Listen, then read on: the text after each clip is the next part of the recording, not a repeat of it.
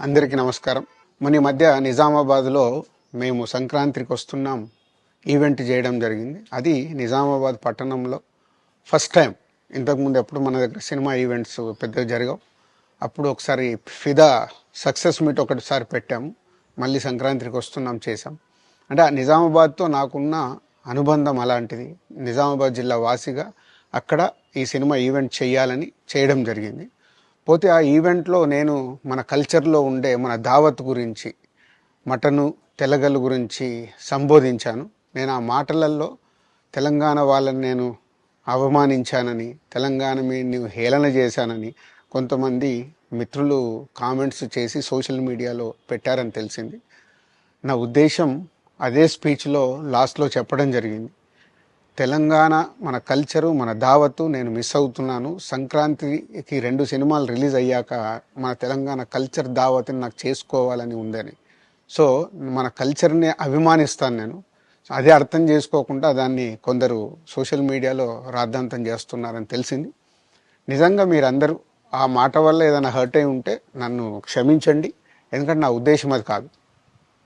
ఎందుకు చెప్తున్నానంటే, నేను నిజామాబాద్ జిల్లా బాన్సువాడలో ఫిదా అనే సినిమా షూటింగ్ చేసి ప్రపంచవ్యాప్తంగా ఆ ఫిదా సినిమా ఎంత అప్లాజ్ వచ్చింది, భానుమతి క్యారెక్టర్కి, మన తెలంగాణలో ఉండే కల్చర్కి, ఆ సినిమా ఎంత ఒక ఫ్యామిలీ ఎమోషన్స్కి ఎంత విలువ ఇస్తామనేది చెప్పడం జరిగింది ఆ సినిమాలో.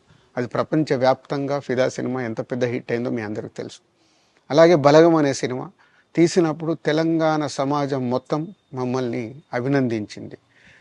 తెలంగాణ ప్రజలందరూ ఆ సినిమాను ఆదరించి ఇది మా సినిమా అని గుండెలకు హత్తుకున్నారు. అన్ని రాజకీయ పార్టీలు ఆ సినిమాని అప్రిషియేట్ చేస్తూ మమ్మల్ని ప్రతి ఒక్క స్టేజ్ దగ్గర తీసుకెళ్ళి అభినందించారు, అన్ని రాజకీయ పార్టీలు. సో ఒక తెలంగాణ వాసిగా, ఒక తెలంగాణని అభిమానించే నేను తెలంగాణని హేళన చేస్తానని ఎలా అనుకున్నారో నాకు తెలియదు. పోతే దాంట్లో ఏదైనా మీ కమ్యూనికేషన్లో తప్పుగా అర్థమైంటే నన్ను క్షమించండి. మీ మనోభావాలు ఆ కొందరు ఎవరైతే దెబ్బతిన్నాయని అనుకుంటున్నారో వాళ్ళందరికీ నా విజ్ఞప్తి, మీ మనోభావాలు దెబ్బతింటే నన్ను క్షమించండి. ఇప్పుడు నేను ఒక సినిమా ఇండస్ట్రీ ఫెటర్నీ నుంచి ఎఫ్డీసీ చైర్మన్గా అయ్యాను. సో మీ అందరికి తెలుసు అది. సో ఇటు సినిమా ఇండస్ట్రీకి అటు ప్రభుత్వానికి మధ్యలో ఉంటూ సినిమా ఇండస్ట్రీకి అవసరపడ్డట్టుగా నేను అన్ని సహాయ సహకారాలు చేస్తూ ఈ హైదరాబాద్లో హెల్దీ వాతావరణము, తెలుగు సినిమాకి, తెలంగాణలో అభివృద్ధి చెందాలనుకునే యువతకి అందరికీ నేను ఉపయోగపడేలాగా ఉండాలి.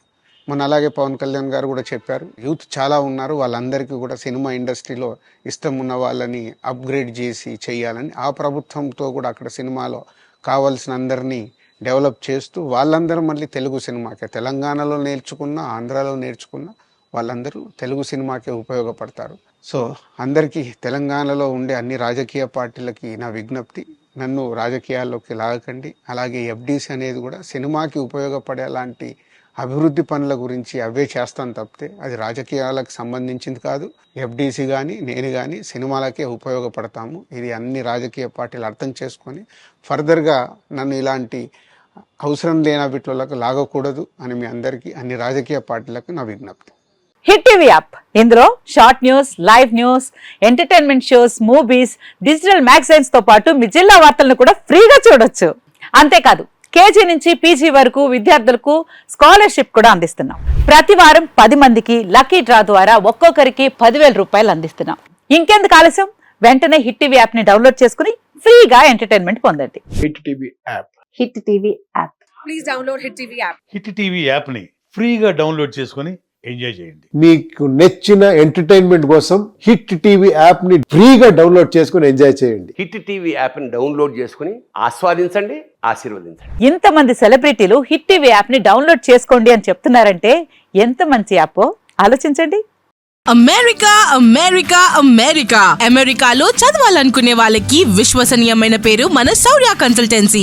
UK లో 1 year masters. UK లో 1 year masters. 2 years work permit up to 5 years visa. Contact Saurya Consultancy. Contact 89851 89851.